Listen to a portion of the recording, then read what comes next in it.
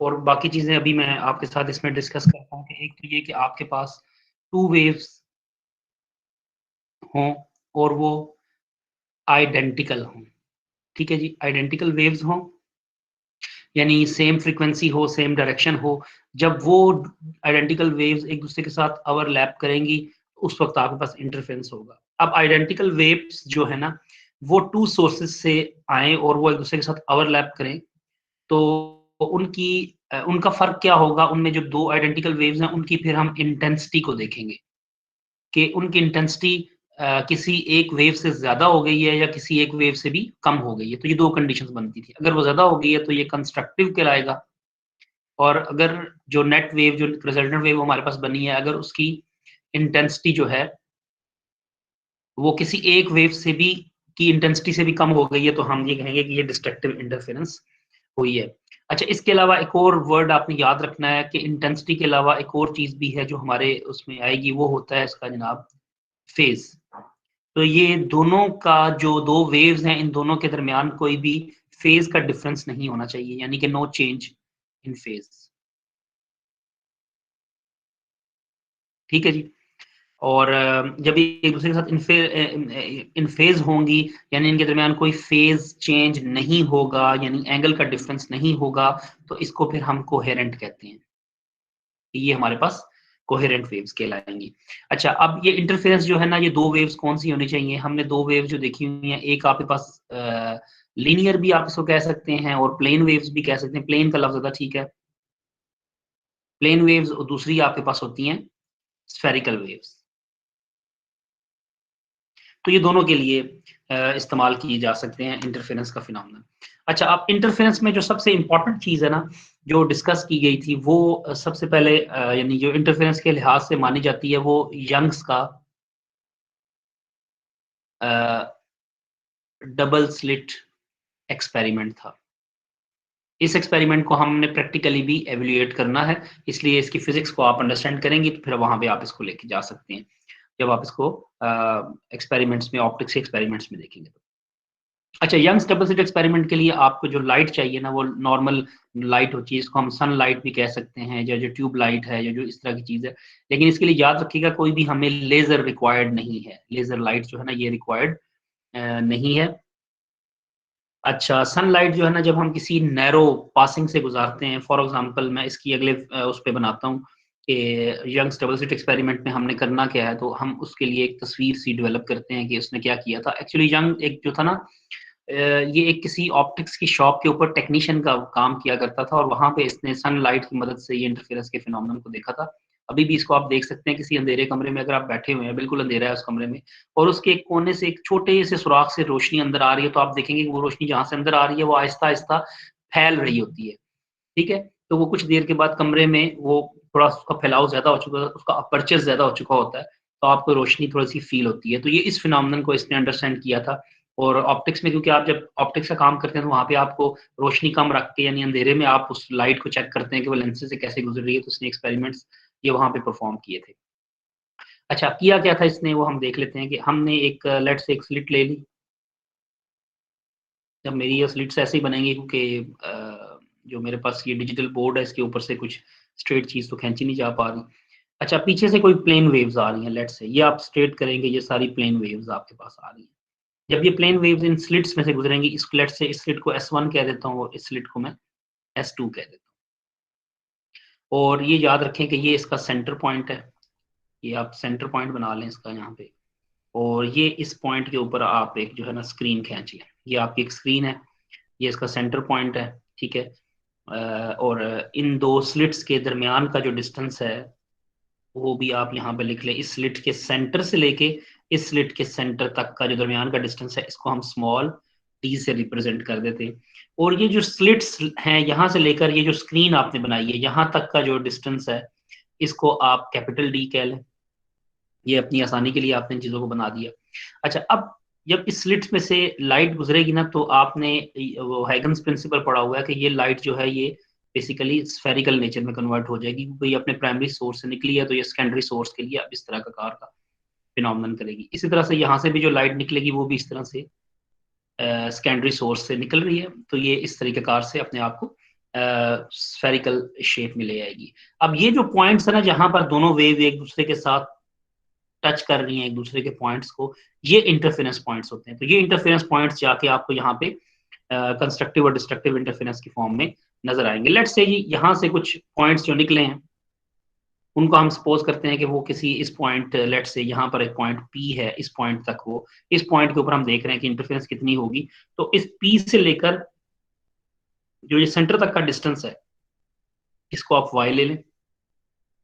और एक बात याद रखिएगा कि यहाँ पे जो आपने d डिस्टेंस लिया था ना, ये वाला, ये d डिस्टेंस जो है that is much much greater than the small d। ये वाला जो स्लिट्स के दरमियान का डिस्टेंस है, ये इससे बहुत ज्यादा है। यानी ये अगर माइक्रोन्स में है तो ये मीटर्स में होगा। इस तरह का डिफरेंस है इसके दरमियान। अच्छा जी, अब हम ये करते हैं कि लेट से इस स्लिट्स के सेंटर से लेकर ना, अगर हम इस पॉइंट तक, इस पॉइंट को आपस में मिलाते हैं, तो इस पॉइंट तक का जो डिस्टेंस है, लेट से इसको मैं कह देता हूँ कि ये मेरे पास R1 है। सिमिलरली इस सेंटर से लेकर अगर मैं इस डिस्टेंस तक लेके आता हूँ, तो ये मेरे पास लेट से R2 है। अच्छा, इन दोनों के सेंटर से भी ना, जहां से आपने इसका सेंटर बनाया था, इस सेंटर से अगर आप इसको, इस पॉइंट को आपस में मिलाएं, तो ये एक डिस्टेंस जो होगा ना, ये हम बाद में इसको देख लेंगे कि इसको हम कैसे डिफाइन करते हैं। लेकिन इस सेंटर डिस्टेंस से लेकर यहाँ तक का जो सेंटर पॉइंट है, इसमें जो एंगल बन रहा है वो हमारे पास थीटा कहलाएगा।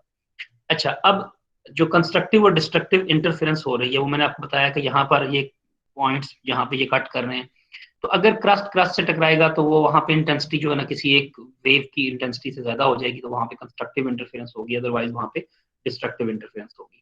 अच्छा, अब हम अगर इस ट्राइंगल को देखें, ये जो अंडर डॉटेड लाइन वाली ट्राइंगल है, ये वाली, तो इसको अगर हम यहाँ डिफाइन कराने की कोशिश करें, तो इसमें हम कुछ इस तरीका कार की ना, मैं इसको डेवलप कर लेता हूँ यहाँ पे ना, कि लेट्स से अगर ये एंगल आपके पास थीटा बन रहा है, मैं इसको कुछ इस तरीका कार से डेवलप करता हूँ कि, तो ये जो एंगल है थीटा के सामने हमेशा जो है ना, वो आपके पास साइन थीटा का फंक्शन होता है।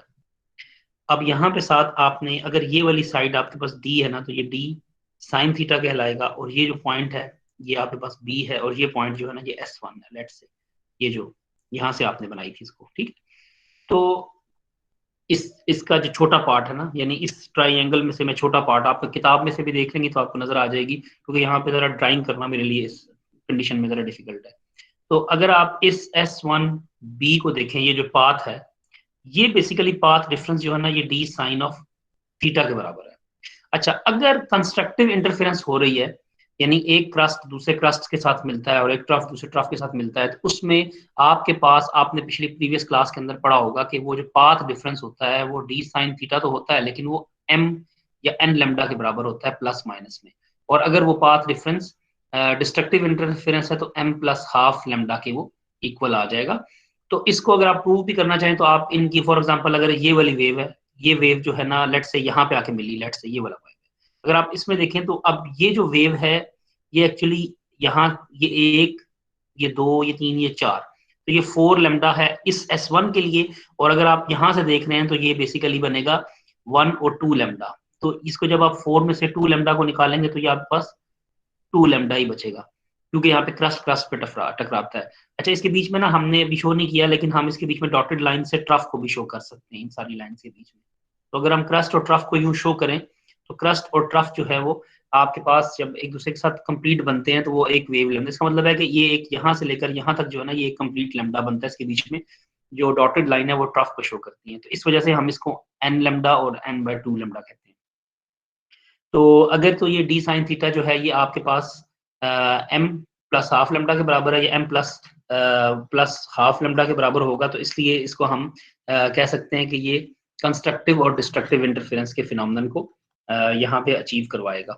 अब ये चीज तो वो वाली है जो आपने इससे पहले देखी हुई थी। एक इंटरेस्टिंग चीज है जो इस लेक्चर में हमने अंडरस्टैंड करनी है, वो थी कि जी अगर आपसे कहा जाए कि दो मैक्सिमा के दरमियान की जो विड्थ है वो कितनी होगी,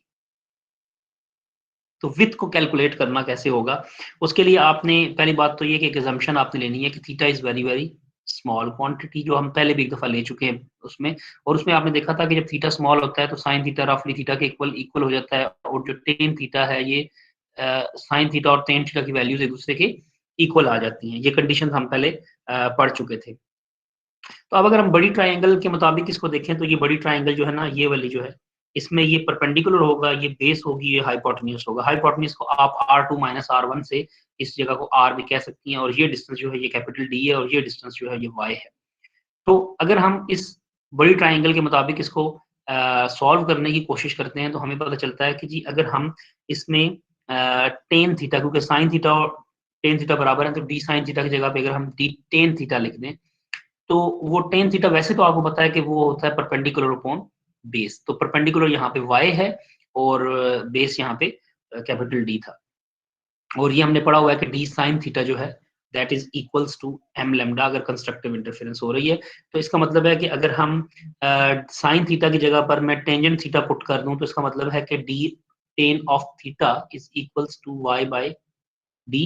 तो यहाँ से अगर आप टेन थीटा को निकालोगे तो ये y by capital D into small d बनेगा। अच्छा, अब इसमें अगर आप तो इसको अगर हम फॉर एग्जांपल अगर हम डिफाइन करना चाहें, ये तो हमने डी साइन थीटा को इसके बराबर किया ना, तो ये एक्चुअली इक्वल था m लैम्डा के। ठीक है, D sine theta is equals to m lambda. तो d टेन थीटा लिख दिया, और टेन थीटा की जगह पे टेन की जगह पे हमने y अपॉन d कर दिया। तो इसको भी आप क्रॉस कर दें, तो d यहाँ से अगर आप m लैम्डा के मुताबिक इस y को कैलकुलेट कर लें, तो y आपके पास किस फॉर्म में आएगा कि ये d इसके साथ ऊपर आ गया, m lambda times the d, ये distance between the slits and the screen, और अवर d स्लिट्स की स्पेसिंग, तो ये y आपके पास बनेगा। अच्छा, अब इसमें फॉर एग्जांपल अगर आपके पास ये किसी mth पार्ट के लिए y है, तो m प्लस 1 के लिए ये क्या बन जाएगा, m plus 1 lambda d by d। ठीक है, यानी फॉर एग्जांपल mth, ये जो ऊपर वाली हमने किया था ना, ये यहाँ से सेंटर से अगर हम स्टार्ट करते हैं, तो ये 1 है, ये 2 है, ये 3 है, ये 4 है, ये 5 है, 6 7 8 9 10 करते ये m है, तो इससे ऊपर वाला m प्लस 1 कहलाएगा। तो अगर ये m प्लस 1 के ऊपर जब पहुंचता है, तो इन दोनों दरमियान, इन दो के दरमियान फॉर एग्जांपल ये वाला एक ब्लैक आया, फिर ये व्हाइट वाला था, फिर ये एक ब्लैक वाला था। तो अगर हम इसको m कह रहे हैं, तो ये वाला m प्लस 1 हो जाएगा। तो इनके दरमियान में आप देखें तो एक व्हाइट बैंड आ रहा है ना, तो इसको अंडरस्टैंड का डिफरेंस लेंगे, Y M plus 1 minus Y M. तो जब हम इन दोनों का डिफरेंस लेते हैं, तो वो डिफरेंस जो है ना, वो आप इसको जब इनकी वैल्यूज पुट करेंगे, तो वो बनेगा lambda D by capital D. अच्छा, अब lambda D by capital D जो है ना, इसको हम यहाँ पे डेल्टा वाई भी कह सकते हैं। That is the width of one band, यानी अगर आपके पास ये डार्क फ्रिंजेस हैं, तो डार्क फ्रिंज की कितनी विड्थ होगी, या अगर आप ब्राइट है तो ब्राइट की कितनी फ्रिंज होगी। तो इन दोनों के फ्रिंजेस की अगर हमने विड्थ कैलकुलेट करनी है, तो हमें लेमडा डी बाई डी से पता चलेगा, और ये तीनों चीजें कांस्टेंट है। Lambda is the wavelength used, जो कि लाइट आप यूज कर रहे हैं उसकी कौन सी वेवलेंथ है, ग्रीन है, येलो है, ऑरेंज है, इंडिगो है, या रेड है, तो ये उसकी वेवलेंथ यहाँ पे आपने पुट करनी है, वो फिक्स्ड होगी, वो बार बार एक्सपेरिमेंट में चेंज नहीं हो सकती। D is the distance between the slit and the screen, ये भी चेंज नहीं हो सकती। And capital small D is the slits, two slits के दरमियान का डिस्टेंस, तो ये भी फिक्स्ड है। तो इसका मतलब है कि जब हम बैंड की विड्थ को मालूम करना चाहें, तो हम पहले से कैलकुलेट कर सकते हैं। अभी एक्सपेरिमेंट नहीं किया, लेकिन उससे पहले ही हम अगर ये चीजें डिसाइड कर चुके हैं कि डी कितना रखना है, सेपरेशन कितनी रखनी है, लेमडा कौन सा यूज करना है, तो हम उसकी विड्थ के बारे में पहले से एस्टिमेट कर सकते हैं। अच्छा, इस तरह का ना एक क्वेश्चन है, वो मैं पहले आपको साथ ही करवा दूं, ताकि फिर इंटरफेरेंस में से हम निकल जाएं।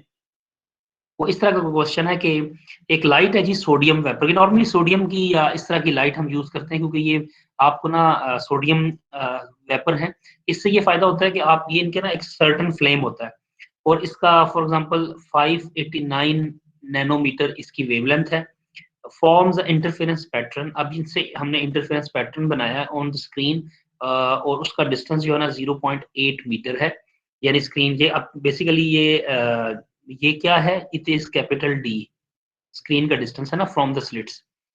और ब्राइट फ्रिंजेस जो है ना, वो बन रही हैं 0.35 के ऊपर।